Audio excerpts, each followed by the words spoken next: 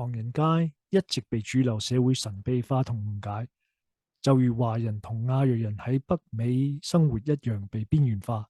其實北美所有啲唐人街係俾新移民嘅一個安樂窩，可以講翻自己熟悉嘅語言，食翻自己熟悉啲口味，亦係一個有助新移民同埋佢哋後代融入當地社會嘅地區。我哋會走去美國、加拿大唔同地方啲唐人街，逐個逐個為大家介紹。喺呢一條片，我同其他三位會講翻一啲唐人街回憶。大家熟悉嘅唐人街主要位於羅省河11號同埋101號公路中間，喺1938年已經成立。我哋日後亦會有另一條片講翻唐人街嘅歷史。大家好，我叫阿少，我冇英文名，所以我個英文名都係叫 Shao。喺07年到19年，我係住喺洛杉磯嘅唐人街。未搬嚟唐人街之前，我同我媽媽通常去唐人街買餸啦、飲茶啦、去銀行啦，喺農曆新年遊行啦。我07年搬嚟唐人街，係住喺呢個有120個單位嘅公寓，叫 Hillside Villa。呢度有好多打工嘅華人家庭住喺度，但係都有好多東南同埋拉丁美洲嘅移民住喺呢度。入邊呢有一個庭園，我有開心嘅回憶。我同其他小朋友喺呢度玩嘅。住喺唐人街對我媽媽嚟講係好方便，因為佢可以行路返工啦、買餸啦，同埋係醫生啦。因為唐人街係好近洛杉磯嘅市中心，我哋可以喺度高樓大廈。我又鍾意住喺呢個公寓，因為可以行5分鐘就到圖書館啦。唐人街圖書館係20年前起嘅。咁樣呢，舊嗰間係細好多嘅，呢間新嘅圖書館係大好多，同埋係好摩登嘅。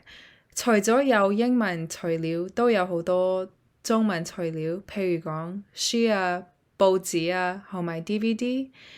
退休嗰啲人佢哋鍾意喺報紙，年輕人呢佢哋鍾意喺漫畫。我呢，我鍾意喺英文書。做功課同埋慳冷氣。我叫做陳可文，英文叫做 Helen Tran。我1987年喺羅省 Echo Park 附近出世嘅，嗰度離唐人街有3英里左右。我爸爸媽媽時時喺星期六日帶我同姐姐嚟唐人街，去街市買餸啦、買玩具啦、買鮮榨甘蔗汁啦。仲有去銀行存款提款啦，或者淨係嚟玩啦。依度係天后廟，多數廣東人叫婆廟。我個家庭每年新年初一都嚟婆廟拜神求平安福，好多人嚟睇燒炮仗同埋睇舞獅。婆廟對於我個家庭每一代都相信拜阿婆廟。以前我公公婆婆去婆廟喺越南，我媽媽跟住喺越南都有去拜。而家喺美國，我家庭一齊年年都有去唐人街個婆廟。大家好，我叫做伍榮華，我父母都係台山人，所以我識講台山話。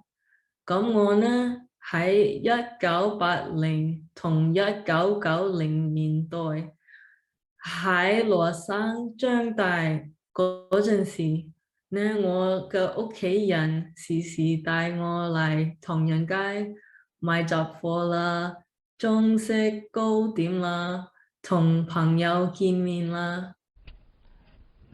我細個嗰陣時，我公公睇住我同哥哥，佢時時帶我哋嚟 Alpine Recreation Centre。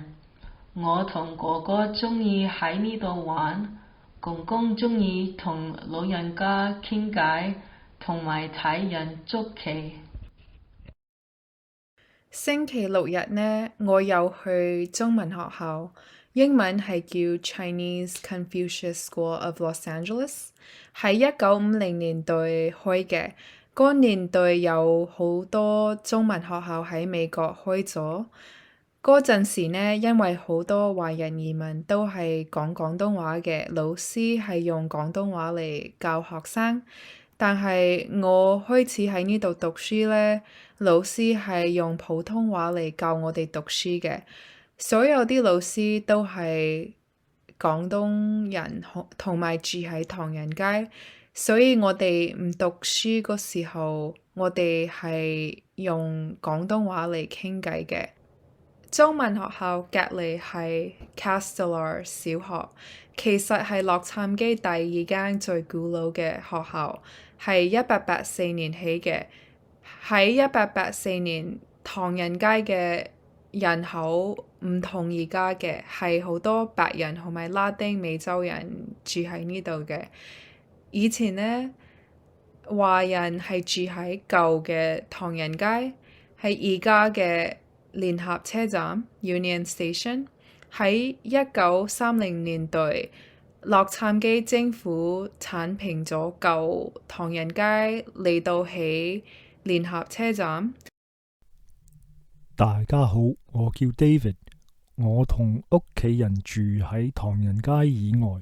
不過以前會嚟呢度買餸、買衫同埋日常用品，或者嚟睇醫生。有陣時如果我哋冇辦法解釋清楚啲英文文件俾阿爸阿媽聽，佢哋就會去華埠服務中心揾人幫手翻譯。自從讀初中之後，冇咩點去唐人街，因為早已經失去咗細時候嗰種新奇感覺。就算去嘅話，都覺得好似個鬼城咁，無論街頭或者鋪頭裏面都死沉沉，覺得唐人街過晒氣。離開咗羅省10幾年之後，2019年再返嚟做咗一輪保安，被派到舊法國醫院。雖然依然死沉沉，不過有同啲街坊傾下，聽下佢哋呻氣講返自己心酸事情，開始對唐人街重新認識。